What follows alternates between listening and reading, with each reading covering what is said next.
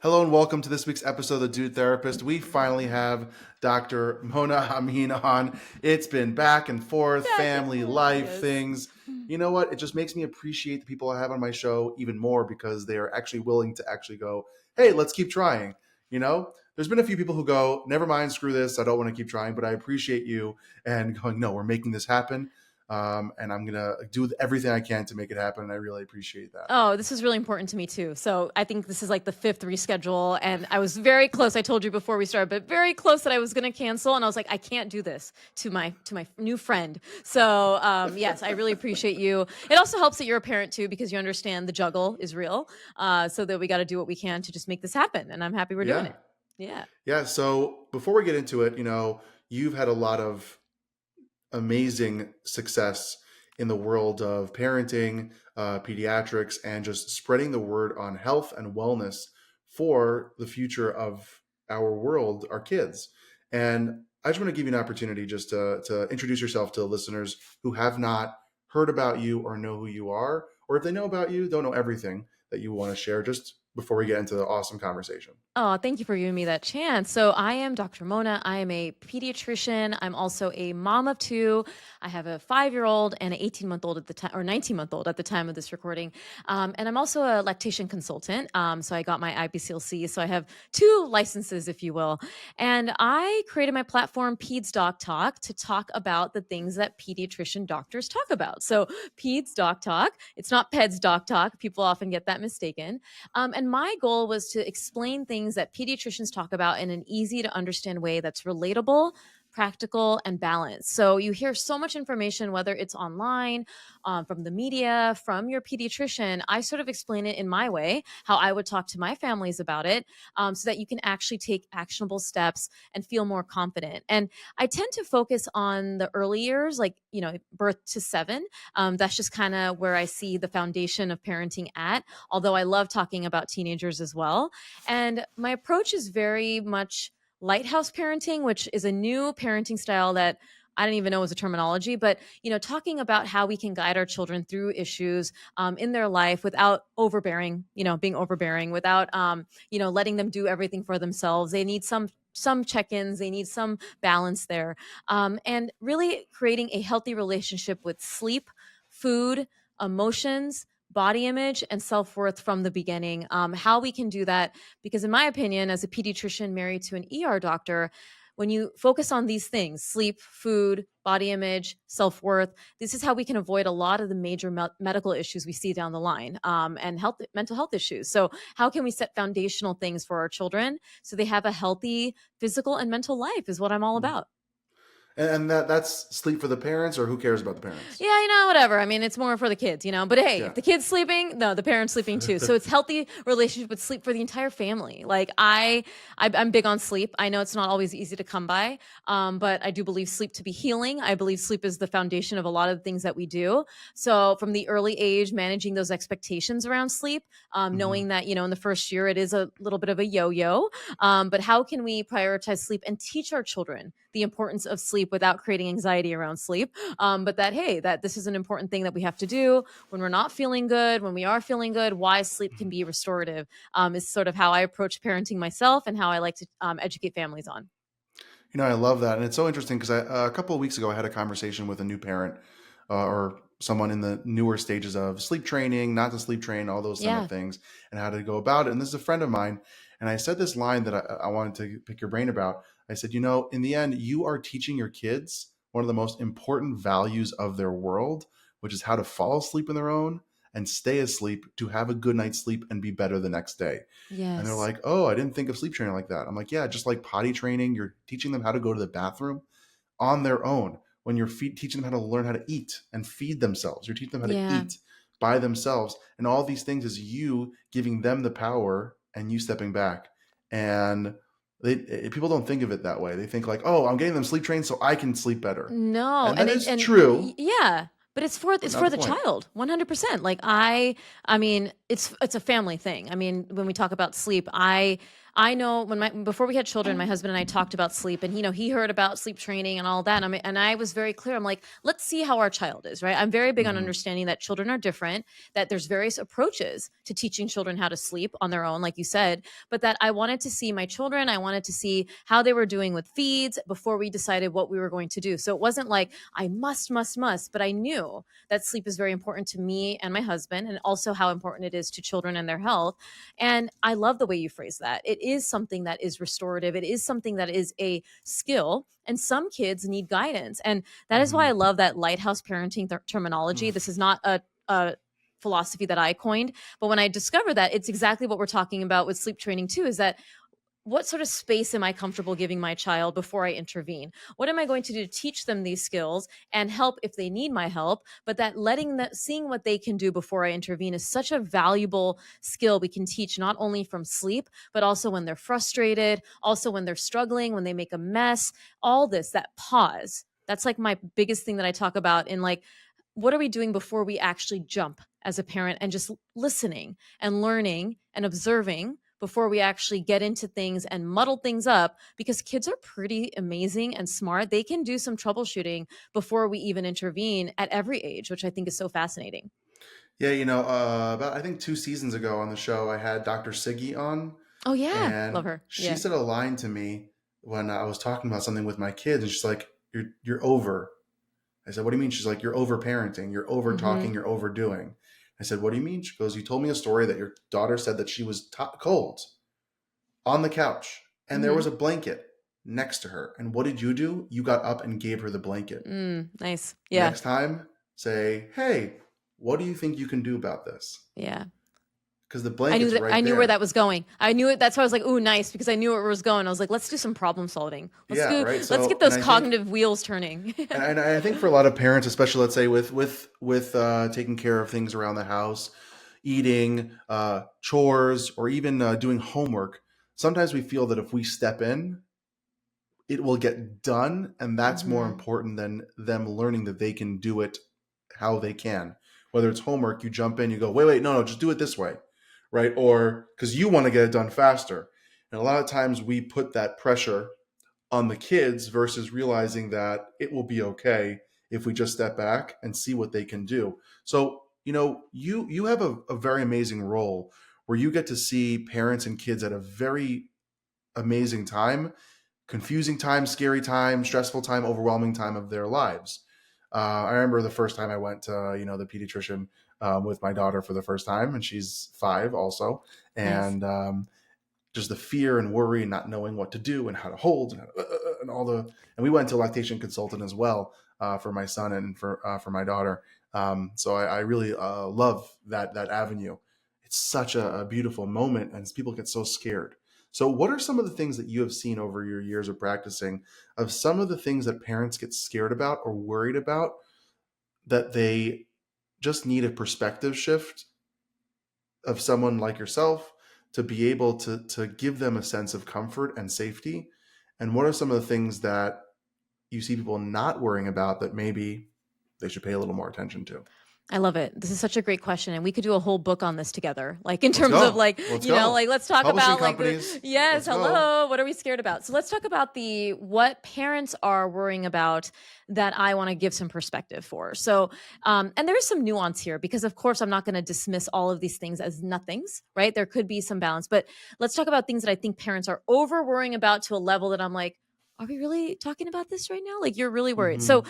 there's different things. One of them is weight and growth in general. Parents are very obsessed about how their children are growing, and Hmm. rightfully so, because you want to make sure that your child is nourished. The nuance there is, of course, I want to make sure that they're being fed enough, that breastfeeding's going well, or formula feeding, that there's no issue there. But by and large, I'm looking at trends, right? So I'm looking at how a child is growing from their own curve. So if they were the eighth percentile and now they're the 10th percentile, great. If they're the eighth percentile, now the seventh percentile, great. If they're the Hmm. eighth percentile, and now the 80th percentile, or the eighth Hmm. percentile, and now the first percentile, I'm going to get a little suspicious. So, what I'm seeing a lot of parents worry about is the focusing so much on the metric that it has to be a certain number, that it has to be Mm-hmm. like perfectly on the line. What line is it on? How come my child is not at the 50th? So this obsession with sort of what I call metric based parenting, this sort of, okay, my kid needs to be this certain weight percentile, and also that my child needs to be eating X amount. They need to be doing X amount. They need to be doing this. Otherwise, this isn't going to happen. And what I like to go back to it from, my expertise as a pediatrician and lactation consultant, and whether this is a listener who is formula feeding or breastfeeding, when you start to focus so much on the logs, like okay, well, my kid had 4 diapers and had this many, ounces, you're going to Mm-hmm. start to worry when things are going off that. And my goal is big picture. I need you to look at overall in a 24-hour period, general picture. Does your child seem satisfied after a feed? Are they getting a stretch of sleep after they feed? Are they searching for the nipple right after you finish feeding? Are they Mm-hmm. going, what is the big picture approach here versus getting into, well, whoa, my kid had 5 wet diapers and now they had 4. What's going on? Because when we focus so much on metrics, our brain thinks that that's the standard.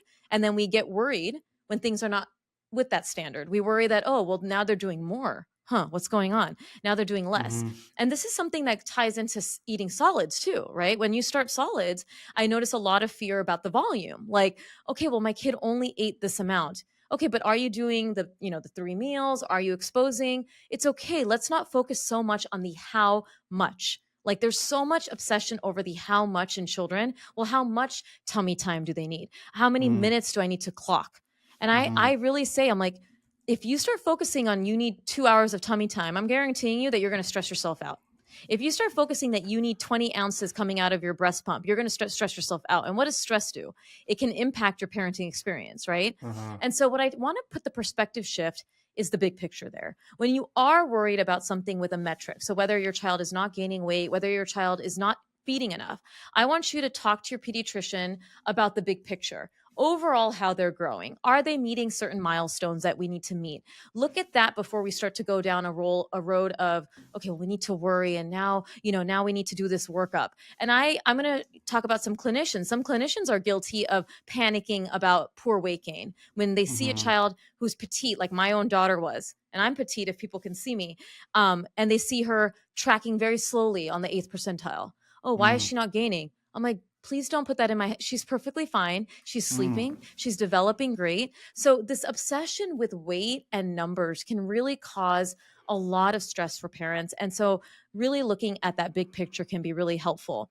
And with milestones as well, this sort of my kid's not meeting this milestone. Mm-hmm. Milestones are really important, don't get me wrong, but they are generally looking at a ballpark, right? We know that, for example, a child who walks can walk as early as 8 months and can walk as late as 18 months. That's a Mm-hmm. 10-month time frame. So if a child's not walking at 12 months, I'm not going to put up a red flag, but what I am going to look at is what else are they doing with their motor skills? Are they able to pull to stand at least? Are they Mm-hmm. able to do other things? And so what happens is if we start to look at one milestone as individual things, we don't look at all the precursors that could be Mm-hmm. protective. My child's not speaking, but do they understand? Are they pointing to things? Are they using their cognitive development? So my goal here is to teach all the other things that come with that thing that you might be worried about when it comes to Mm-hmm. milestones or weight and things like that. So I think that is what I largely see, this sort of worrying that is out of proportion, and that, okay, my kid is not crawling. And then what happens is you lose the joy of actually engaging with your child when you're so Mm-hmm. obsessed with wanting them to meet a milestone, right? Well, I want them to crawl, I want them to walk, I want them to talk. And you forget to do what I mentioned at the beginning. You forget to pause. You forget to give the child some time and space to see what they can do, whether it's putting them on a blanket and seeing if they'll roll over themselves, if you Mm-hmm. put a toy near them, versus rolling them because you're trying to force them, whether it's saying say ball versus picking up the ball, red ball, red Mm-hmm. ball. You see the difference? Because when you're so worried, you're going to be like, say ball, red ball, sweetie, red ball. And you're Mm-hmm. not giving them that time to Mm-hmm. process, to play, and to look at child development as a playful thing while you're tracking, obviously the major milestones. So again, going back, this is not I don't care about milestones, everyone's going to catch up. No, it's let's truly see if there is an issue here, or are we not giving them time? Are we not knowing the skills to entertain them, engage with them? And is that what we need? But those would be two off the bat that I think are Mm. really big and probably pertinent to a lot of listeners here. And, obviously, if there's anything that you have come up with as well, let me know. But those are the two big ones that I would start with. I am obsessed with everything. The way you said it, how you said it, I love it because it's so funny. I remember my daughter when she was probably 8, 9 months old. Um, she wasn't even cruising yet, or 10 Mm, months old, right? And the pediatrician said, "Uh-oh, let's keep an eye out for this. Be careful." My wife was like, "That's it. We got to get PT. We got to get yeah, OT, yes. right? This is gonna, our daughter's never gonna walk." And Rabbit holes. You go it down was rabbit during holes. COVID, and we went to my in-laws in LA to get out of New York and be out of our apartment and just live in the West Coast, in the beautiful West Coast lifestyle. And within 2 weeks or 3 weeks, my daughter was cruising and then walking. And I always made the joke that my daughter was like, "I'm going to show this doctor," Yes, and that's what they like, do. right? They do. But it worked out. And, my daughter was not as physically, she needed some PT eventually for like jumping and movement. And my son, who's almost 3, is a tiny little man Mm-hmm. who has walked faster, crawled faster, did all that stuff, but had so many feeding issues, Yeah. tongue ties, all these kind of things, by the way, which I did not know was such a controversial topic. Yeah. Um, and flips and jumps and does things that my daughter's only doing now that she's almost 6. But guess what? They're both healthy and wonderful. Right. And it is scary as parents to see a child that you put so much investment, so much time, so much emotion and money and effort into this beautiful thing, and you are just afraid that you're going to break it and it's not Right. going to work. And it is a scary thing. And to me, I look at my son he's pretty tiny, and I look at him as a little cutie, like a little tiny little man. I just eat him up, and I love it. My daughter's the and same. and there are other people who I know who have little children who are Mm-hmm. petite and smaller, but he stays consistent with his numbers, Yeah. right? He's not up and down. Does he eat as much as we hope? No, but he's okay and healthy.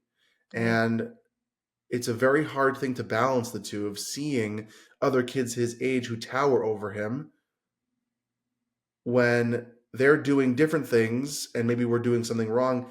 Thoughts can creep in very easily. So something that I'm a big fan of that I work with parents on, and actually I don't know if you know, I'm writing a book right now on relationships and parenting. I love it. Yeah. And that's the crazy whiteboard. Look like I'm a FBI agent or a serial killer, depending on What how are you you view really it. up to? Yeah. Yeah. I got weird pictures on the other side.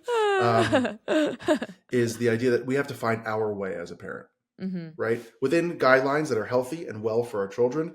But if we want to do sleep training a certain way that works for our lifestyle and the way that we feel, our culture, our schedules, our life, do it. It works. It will be okay. Right. Feeding, eating, all that stuff. Like we did Feeding Littles. Yeah. We loved it. I'm actually having on the show later this month. They're awesome. And I know you were on their Wonderful. show, Yeah. right? Yeah. And Yeah. They've been that on my worked show for too. Yeah. us. Yeah. That worked for us. Some people think it's hogwash and ridiculous. Okay, that's fine. But you got to find your path and be comfortable and accept that your path is the way that's going to work for you, no matter what others say. And to me, the question that I was going to ask you was, how did it feel, or how was it going from being in school and learning the medical side of things and then switching to being a parent yourself? Like, I know for me, a therapist Yeah. with feelings and emotions, I'm like locked in and like, oh, that, as a therapist, right? And I have to switch my brain off to be like, I'm not their therapist, I'm their father, right? So how was that transition for you?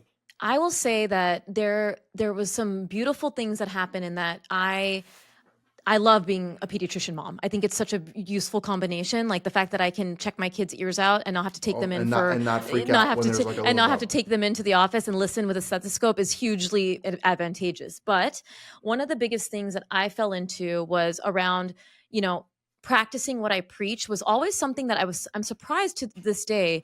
We've pretty much practiced what we preach. But the thing that I will say that helped me is that I always went into motherhood with a lot of humility and understanding that we may pivot. I give this example that me and my husband, which I mentioned with the sleep training, we always I always told him whenever he had a question about kids, I'm like, let's see. Like, let's see, because I know a lot of strategies for one issue. So if our goal is to increase the variety of foods a kid is eating, I in my head have Mm-hmm. so many different strategies, but I have to see what kind of kid we have. Or if in my head I want a child to sleep, all the strategies come to my head. So as a Mm-hmm. parent, what was really useful is getting that firsthand experience with the troubleshooting and the pivoting and what I Mm-hmm. call the detective work of being a parent, which I think is really valuable for a parent to learn. So, in many ways, I don't want someone to tell a parent what to do in every step, right? Like, I don't want a Mm-hmm. parent to know, like, I want them to kind of, in a healthy way, struggle a little bit to see their kid, figure out what they need to do, think about what is this I need to do? Like, what are my issues here? And then take that to the professional and say, look,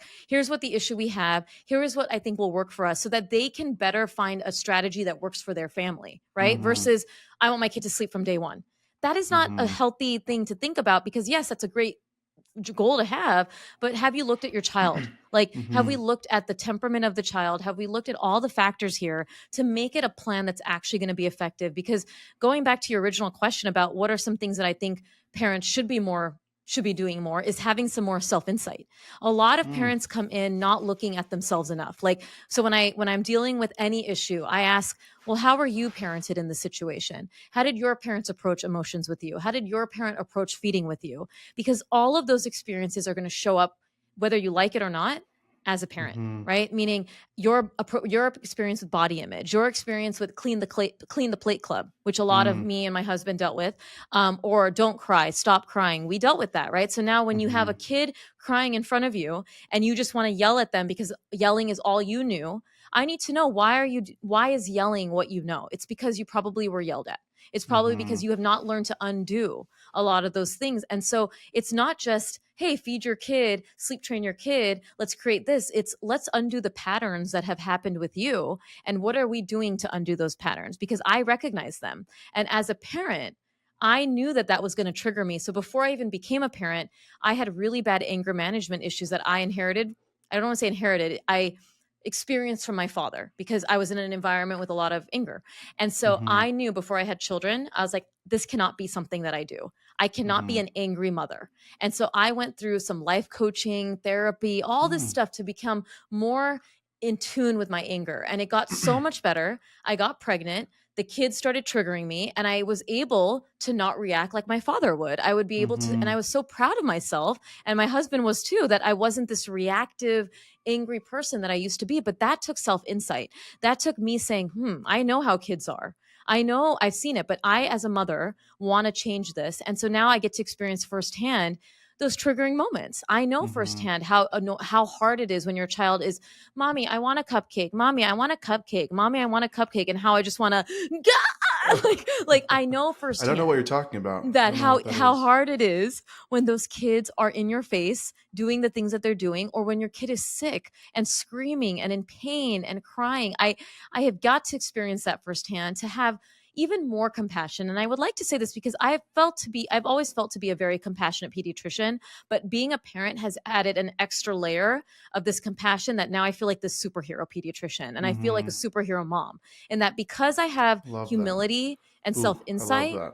yeah, like I think I that's so have, important. yeah, I have the ability to say, I know what I'm good at, but I also know what my kryptonite is. Like, I know that I'm not good at everything, but I also know that I'm really good at certain things. And I Mm-hmm. think when parents can start to look at themselves like superheroes and say, I'm really good. I can save the day when it comes to being the funny mom. But you know what I'm not good at? I'm not really good at doing projects with my kid. And I have to recognize my limitations here that I'm not good at that.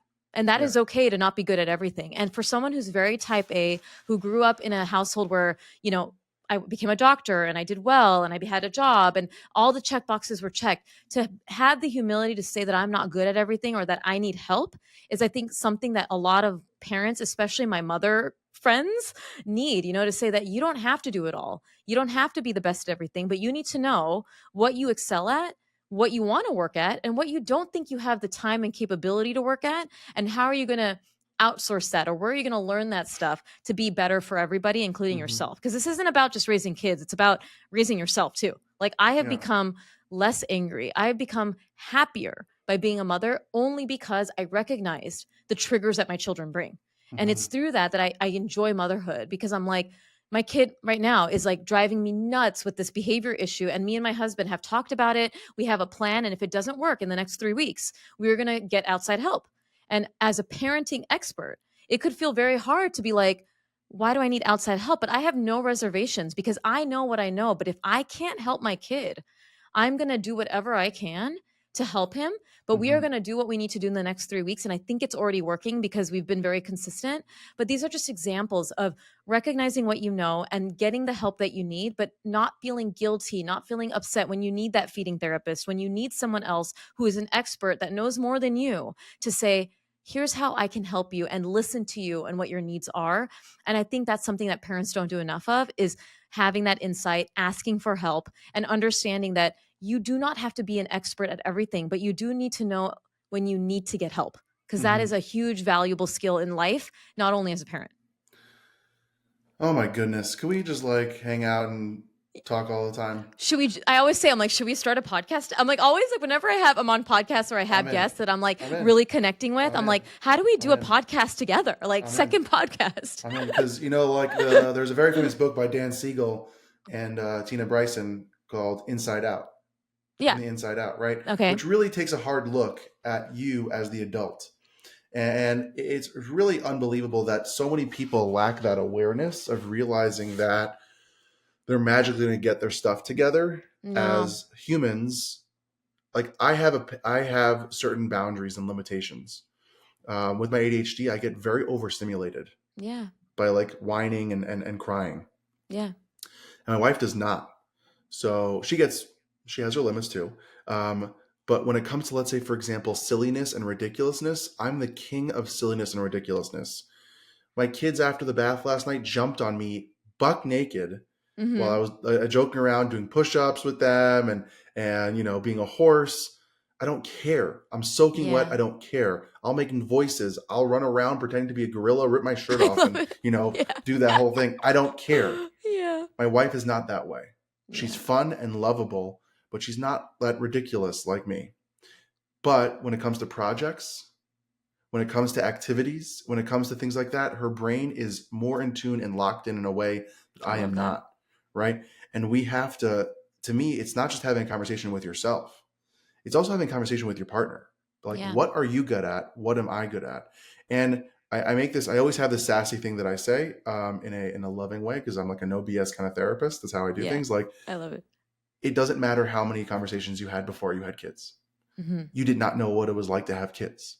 Yeah. So all that prep and conversation, like, oh, how do you want to have your home? That's really nice. But now it's 3 o'clock in the morning. You're at your end, and you want to just kill your husband or wife because it's like you're just so overwhelmed and done. Yeah. Then you have conversations about what it's like to actually be in it. All the prep, all the pre doesn't help. Now you have to reset and reassess every couple of months, every couple of weeks. I'm very big on having check-ins, Yeah. like you do with your business.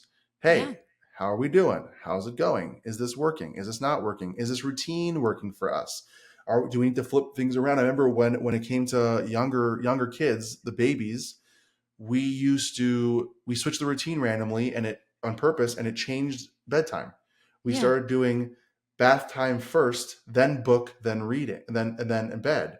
We did like reading, feeding, bath, then bed, and the bath would wake them up. Yeah. So we switched it to do bath, feeding, bed. That one little switch of conversation worked and changed, but that took time. That Yeah. took learning. Your kid, my son and daughter, are different beings Oh my in the gosh. Ours most are, beautiful way. it's amazing. I love It's that. I love, unbelievable. yeah. It's unbelievable. I know that to be true, but it's like, obviously everyone has different temperaments, but seeing my two Unbelievable. children completely different, but in the same family, Yeah. is nature and nurture in Yeah, our it's life. It's awesome. unbelievable. Yeah. And my wife and I, we did IVF, so I'm just happy they look alike and look like us, because you just never know nowadays, Yeah. Yeah. right? But it's really a powerful thing to learn your kid and learn how you are as a unit. And there's this therapeutic thing when it comes to couples called the bubble. I Mm-hmm. like to call it like the um, this. Oh, I always forget the word. The like I always think of Star Wars. of Uh-huh. like the protective thing of the ships. The Oh, I forget. Yeah. Yeah. I can't. Oh, and always Yeah. forget about it. And to me, that bubble is the unit's rules, how you do things, Mm-hmm. and that bubble has to continuously adjust. The Yeah. bubble might expand, it might get tighter depending on certain situations, but you got to figure what that thing is. One of the things I really wanted to ask you now that all this threatening to TikTok and all this stuff falling apart, which not the end of the world. Everyone's going to be Yeah. okay. Everyone breathe. Yeah. It's just a social Yes. media We're all platform. good. Yeah. Yeah. How do you deal with parents coming in, not just the old school thing of Dr. Google, but Mm-hmm. now we have people with reels and TikToks. Like, for example, I saw something that I know a friend of mine was freaked out about. Like, oh, if your kid does some tapping with their fingers, they probably have autism. It's like, Yeah. whoa, like one Oh, yeah. second, right? So, how do you deal with parents who come in with these worries and concerns about their kids based on an Instagram reel or a TikTok?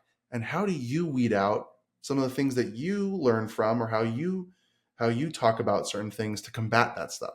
There should be a different subspecialty of being a social media pediatrician, because it is an art to know what's going on in the world and what people are consuming, because it is very important that you don't dismiss it. So one of the things that I've learned, and I try to teach my colleagues the same thing, who are not the older colleagues, who are not with the social media and understand how powerful it's become, Mm-hmm. because it's hugely powerful. Mm-hmm. Most parents are consuming their information online, right? Yeah. And so my older colleagues who are like, these people are reading stuff, it's not true. I'm like, no, no, no, you need to know where they're coming from. So the first thing I ask is, where did you see this information? Can you pull it up, or can I watch it, Mm-hmm. or whatever, if it's something. And then I ask what they think about it.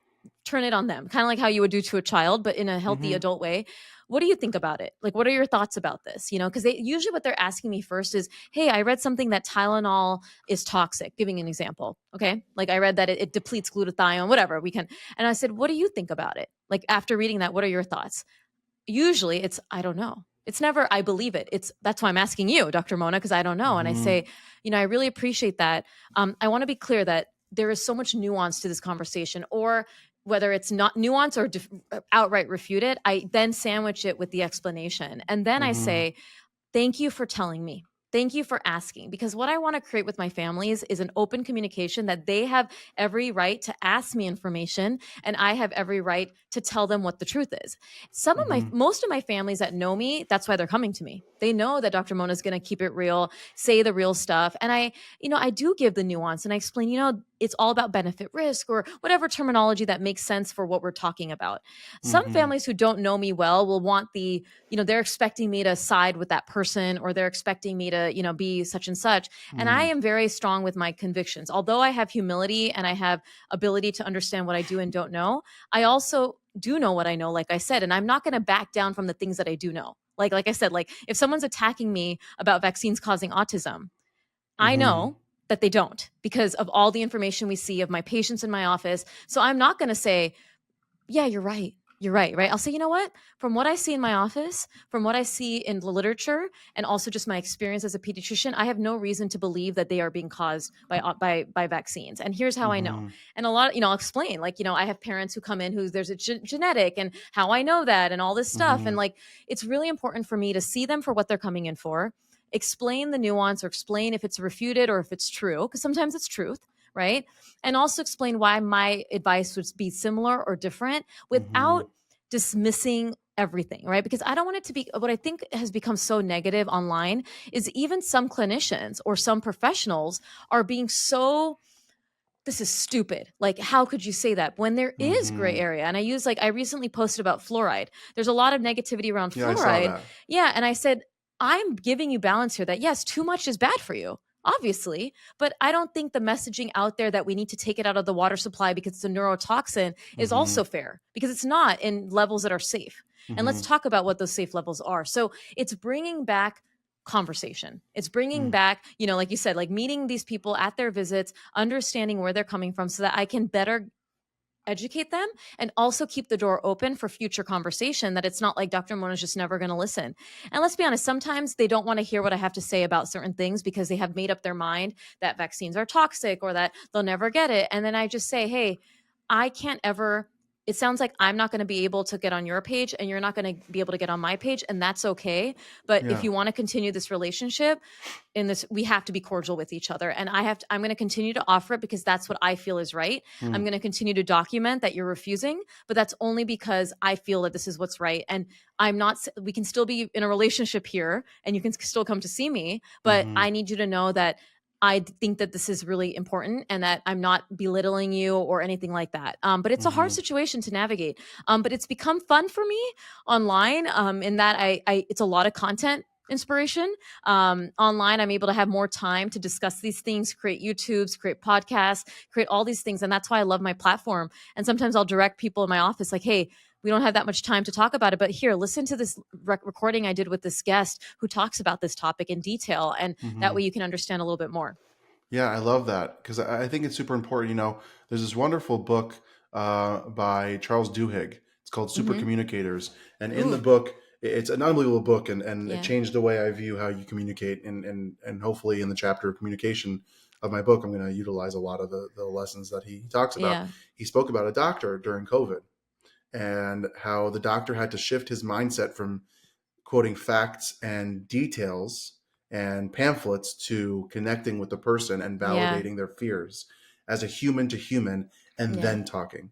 And I think a lot of times I hear often parents and even friends who are parents, people in their life don't do that. They just yeah, jump to, you're being crazy, you're being ridiculous. Oh, don't be worried about that. The kid will be fine. It will all work yeah, out.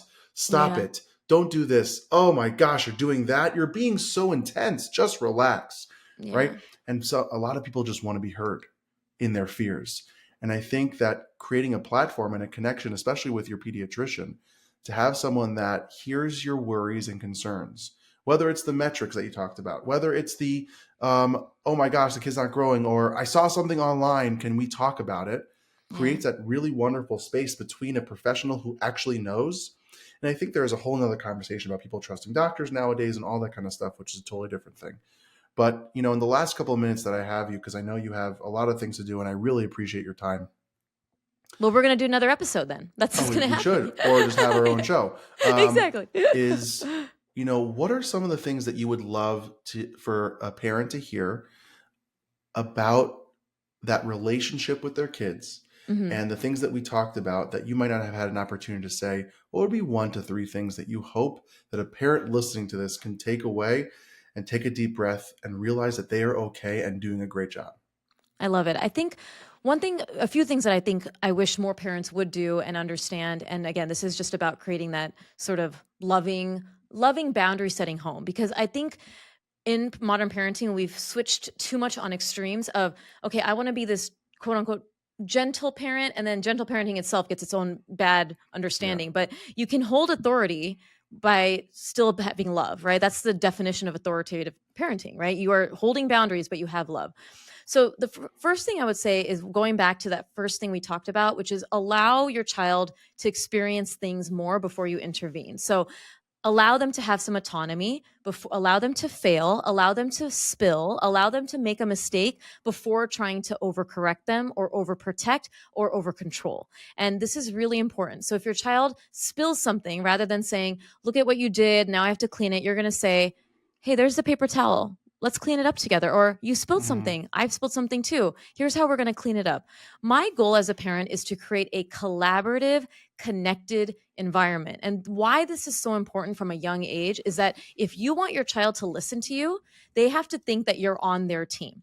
So if you're Mm-hmm. blaming them, if you're shaming them, if you're pushing them into a timeout and pulling, dragging them and turning off the lights and creating fear, your child does not have a safe space where they feel like they can talk to you or be themselves. It is Mm-hmm. so important to set boundaries and have discipline and have consequences. Like our child was having a whining melt episode where nothing was helping, and we said, "Hey, if you keep whining, we're not going to play this game anymore." And he kept whining, and we stopped playing the game. That is Mm-hmm. healthy consequence that Mm-hmm. makes sense for the whining. Mm-hmm. That is not, if you don't stop whining, I'm taking away your birthday party. which Yeah. has nothing to do, right? It's really important to know that because, yeah, sometimes you're going to have to do what seems to be more harsh consequences, but it makes sense. But you need to do that so that your child knows that there's rules in this house, but that they can also talk to you. So that goes in line of allowing them to feel so that they Mm-hmm. can heal. That's my little motto. But if they can feel, right? If they know how it feels to be frustrated, if they know how it feels to be angry, then you can teach them how to process feelings. But if they've never learned, how will they ever learn how to process that? Mm-hmm. Letting them feel, being understanding of the discipline needed, allowing them to feel failure, feel things that don't feel right. You're not putting them into situations that make that happen, but you are not protecting them and overprotecting them from that. Mm-hmm. You are talking with them and debriefing them. So and so didn't want to play with you. How did that Mm-hmm. make you feel? Talk to me about it, right? Like, especially as a child gets older, 4, 5, 6, you need to know that communication is key and connecting is key. And that is how they're going to be able to have that foundation for safety, for wanting to talk to you about things as they get into the teenage years. Everything else is going to become building on that foundation of trust, connection, and safety. And then my other big thing that I wish parents would understand is allowing your kids to be bored more. And so Mm-hmm. if you're listening to this and you feel like you are overscheduling your kid and your kid has to be entertained all the time, I'm going to ask you to let them be bored. Let them be idle. What I mean by that is you don't have to schedule everything for them. You can wake up in the morning and tell them, we're going to eat breakfast and then it's time for you to play. You can choose what you're going to play with. Not, okay, now I'm taking you to here and now we're going to do this. Because from boredom comes creativity. From boredom comes an understanding of self, cognitive development, that we have not allowed our children to be as bored as we were. I still remember not having anything scheduled for me and being so creative, coming up with make believe shows with my sister and having so much fun. And yes, balance that with scheduled activities, but the instant gratification, my kid needs to be entertained, have an iPad in front of them at all times, my kid needs this and needs this. Let them feel boredom, because that's about feeling frustrated. That's about feeling a feeling that's not comfortable, so that they Mm-hmm. learn that you do not always have to be doing. So this is meant to make your job easier, parents. Like, I'm telling you to balance it more. Try not to do so much for yourself where you're like feeling like you got to wake up and plan gazillion different activities. Let them have downtime. Schedule that into your day, that there is downtime, that there is Mm-hmm. nothing that you're planning for them, that they're going to have to learn how to play with some toy. And you can start with 10 minutes, build up to 15 minutes, 20 minutes if it's not something you guys are used to, and just see what they do. Don't intervene if they're having a good time. If they need your help, ask them first, what do you think you can do? Like, using the example of the blanket. How do you think you can get that to fit? Why don't you try? And if you can't figure it out, call me and I'll help you. Versus, let me do it for you. It'll be easier Mm-hmm. if I just put that puzzle together. It's a little easier. No, you got to use their cognitive skills more and more. And we tend to forget cognitive development to be one of the most important developmental domains, in that you are trying to teach your kid how the world works. And in order to do that, they need space. And if they can't figure it out, they need your help. And so you're going to give them those opportunities whenever you can. And that is going to make your life easier, because you're going to have a child who is independent, but also Mm-hmm. knows that you are there when they need you. Oh my goodness, yes. Yes. That's unbelievable. And I think everyone needs to just Take a chill pill. go Just take a kidding. chill No. pill, go Take a chill go pill. Bottom where line. where can people find you and learn more from you? Yeah, thank you. Well, we're gonna start a podcast apparently. Just kidding. But Yeah. my podcast is the Peds Doc Talk podcast. Peds Doc Talk on Instagram, on YouTube as well. I'm pretty much every social media platform that's not being banned in America right now. And so yeah, I'm there where you need me to be, and I do a lot of debunking on my social. I do a lot of quick parenting tips. It's all health, development, and parenting, because I believe all of it connects, which is why I don't stick to one thing.